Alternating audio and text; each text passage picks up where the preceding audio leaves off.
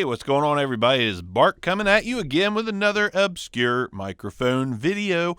And I have one in the studio with me today that I've probably had for a solid 6 to 8 months. It is the Studio XLR by iRig.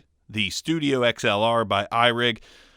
So, you've got the iRig Studio microphone.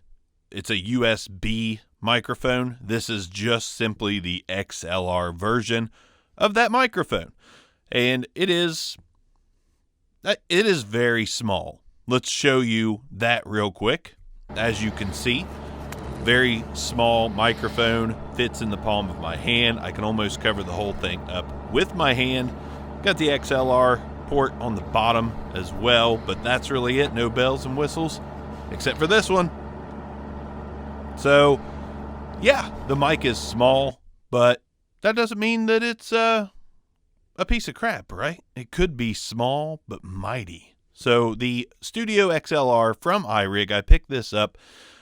I don't remember. It's been so long ago that I literally don't remember where I picked it up, but I know that I paid like $70 for it. And I think new it runs $100 to $115. You can get it in like a podcasting pack, or you can just get it by itself.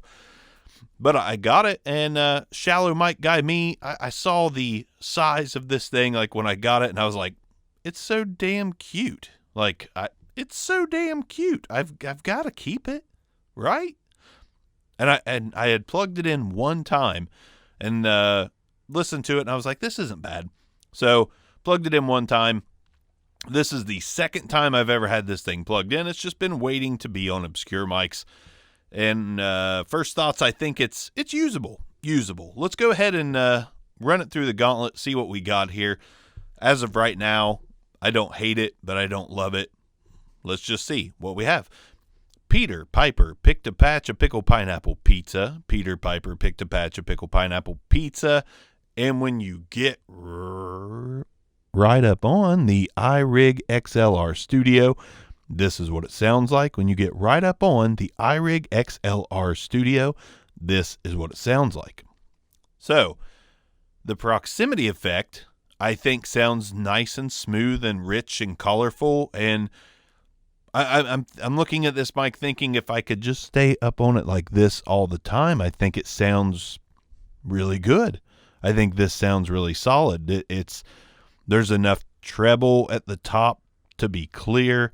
It is a tiny bit muddy when I'm this on top of it. That's what she said, but it's not repulsive or unusable. I find it more appealing and just a little bit dark when I'm up on it. So one thing I like so far, it's not overly boosted. I don't have the frequency response chart. There's a guy on YouTube you can go to look at frequency response charts all day long, but I want to hear the microphone. So over boosted, I don't think so. I think it's kind of got a smooth top end. It's got a nice full low. It's the mids that just sound kind of off to me. I don't love the mid-range of this microphone, but a little bit of EQ I'm sure would help a lot of things. So let's go ahead and pick this thing up and see about the off-axis rejection. See how it sounds when I spin the microphone around and see what kind of noise it picks up. See if it picks up echo. See if it picks up mouth clicks. Let's give it a spinarooski. So the iRig, I'm turning it all the way to the side, and this is what it sounds like. I'm going to turn it all the way to the back of the microphone, and this is what it sounds like. And I'm going to continue to spin to the other side, and you're still hearing what this sounds like, amazingly. And I'm going to slowly turn it all the way back to the sound source, which is my sweet whore mouth. Yeah. I don't know why I said that. It's okay, though. So, iRig, XLR mic. The more I listen to it, I think it does sound pretty solid. But it's, again, I feel like the mids are a little bit scooped. It doesn't sound excellent. Let's see what it sounds like when you throw some processing on it, because maybe some light processing is all we need for this thing to be a champion.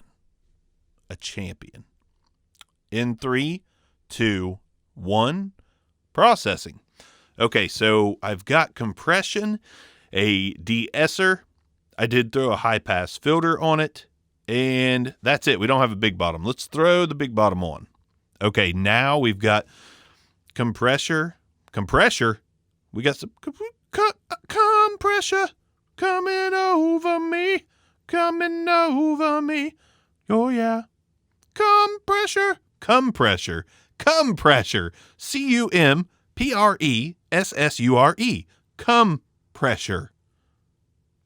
Been a while since I could.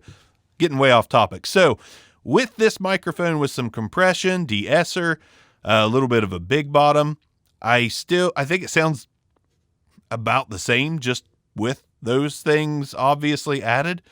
I think it sounds pretty decent, to be honest, but it didn't make it a champion right off the bat. It sounds okay. It sounds pretty solid.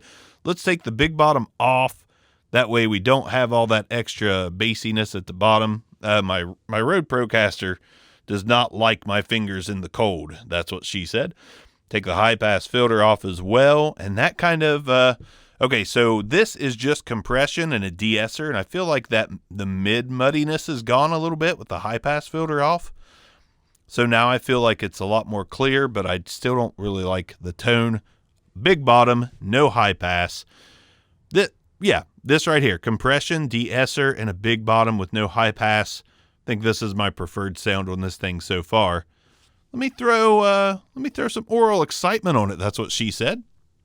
Okay, now I have an aural exciter on and a big bottom with compression and a de-esser, and it sounds a little tinny to me. Like the mid muddiness is kind of gone, but it sounds a little tinny. Let's go ahead and turn all compression back off. That way we can just hear the microphone as iRig intended it to be out of the box. Okay, so all compression is off at this point, and this is what the microphone sounds like again. And I have a surprise for you guys, just because some of the guys that I love the most on YouTube, since I'm a mic nerd, Bandrew at Podcastage, and my boy... They're both my boys. Bandrew's a really nice dude. And Bronson, we all know about Bronson. I've been, using my whore mouth on his name for a long time.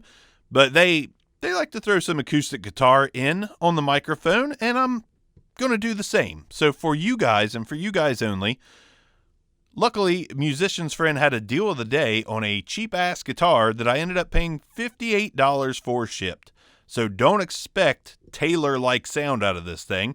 And I'm not a great guitar player, so don't expect me to just throw some freaking don't expect any John Mayer out of this guy. Not going to happen. So let's see what the iRig XLR. We're not going to process it. We're just going to throw the acoustic guitar in front of it for a minute, and let's see what it sounds like with an acoustic guitar on it. And I'll do this from now on because the longer I keep doing this, the more you guys deserve. So let's throw an acoustic on it.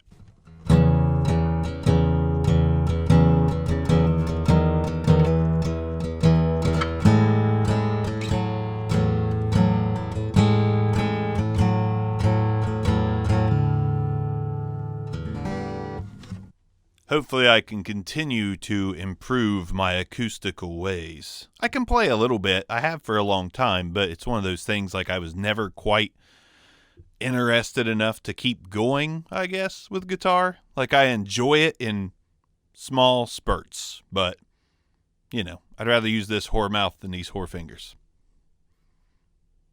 Okay, so overall thoughts of the iRig. I haven't listened back. I listened in my monitors on the acoustic. That mid scoop, I didn't feel like it was very bright and it didn't really pop out. I thought it was just average, kind of mediocre. But as far as this mic goes, podcasting, I think it's fine. To record some vocals with it, I think it's fine.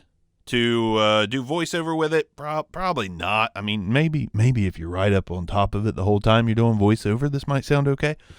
But, I think it's a solid mic, and I think the size of it is the appeal. Like, do you carry a very small travel bag of podcasting gear?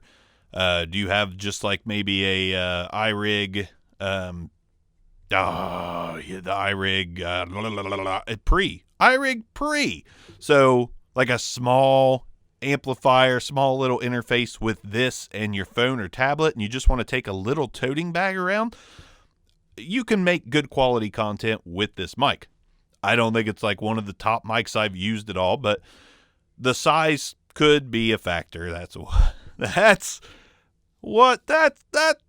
what she had said. Yes, that is what she had said. The size could be a factor, but hey, I still kind of like the little thing. If I want to travel light, I think I'm going to keep it around for that. Throw it in a gig bag with a iRig pre and my phone and record some stuff. You know, nobody listening to it. The common everyday person listening to this being recorded, it's going to sound just fine to them. It's going to sound good. And let me preface real quick. Let me throw in here real quick. Like, I am very up and down on a lot of microphones. Like, you'll hear me praise one with a massive treble boost. You'll hear me praise one that's flat. I like different things. Like, day to day, it's not the same thing. One day I may love the sound of an NT1, and the next day I may want to hear a more radio sounding PR40. Switch back from dynamics to condensers. The fun of microphones is recording with different ones and seeing what you get and seeing if it sounds good. And all different kinds of tones and mics can sound good. It's dependent on the voice, what you're putting out, and if you know how to use it. So just because somebody is saying this microphone is great and the others are trash, it doesn't really mean that. As long as it's not just downright horrible, you can make some good content with different mics. So I love the fact that we're going to throw every mic at you that I can possibly find. Because again, I have asked people before, hey man, what did you use for that podcast? And some of the answers will blow you away. I heard a really good podcast the other day, and I reached out to the guy and I was like, man, really good podcast, solid sound quality. What mic are you using? Freaking Rock Band mic, man. A Logitech Rock Band microphone. So it can be done. You don't have to have the best of the best. You just have to have a decently soundproofed room, a walk-in closet with a lot of stuff hanging up. That's the name of the game. A nice, non-echoey, quiet room and a microphone that just doesn't sound downright abrasive. And you can make some quality content. So don't go out there and spend $400 or $500 unless you're really into this crap like I am. Find an obscure mic, make some content, make some people happy. I'm happy. I like the iRig. I don't love it. I like it. It's small. It's cute. Fits in a what's the what the Rock wear in that jeans photo from a long time ago? The fanny pack. Throw this in a fanny pack, and you're good to go. Obscure mics. Peace out. Thanks for watching. See ya.